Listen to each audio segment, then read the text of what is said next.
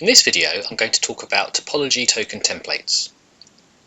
In AIOps, templates are used to define meaningful groups from your entire set of topological resources. Often you create templates after your resources have been loaded, so that you can build groups from the data that is already in your system. However, if the raw topology data you're going to load already contains an indication of the group membership of the raw resources, you can use token templates to ensure that those groups get automatically created as the raw data is loaded. Let's see this in action. Here I have some custom topology data I'm going to load into AIOps using the file observer. It describes the topological infrastructure of some database search applications running on both a staging and a production system.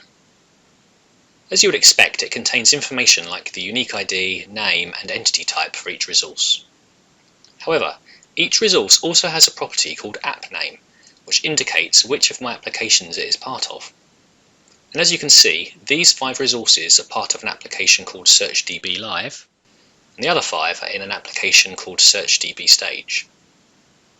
I will use a token template so that when this data is loaded, AIOps will automatically create 2 groups which represent my 2 search applications.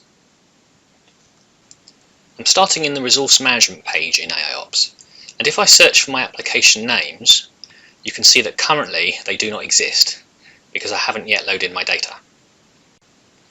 I click on the templates icon at the top of the page, and then within the templates page, I click on Create a new template in order to define a new resource group template. I select Token Template as the template type, and then I enter some high-level details about the template and the groups that it will create. Information such as a template name and a template description, and also the type of the groups that will be created.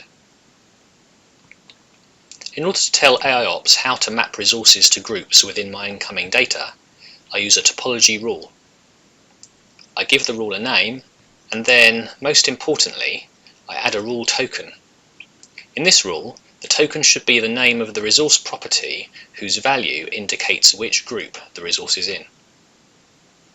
After adding the rule to the template definition, I can save the template. Now I'm ready to load my data using the file observer. Starting from the Data and Tool Connections page in AIOps, I add a new connection for the file observer. I give my job a name. I upload my custom data file and save the job, which will then be run.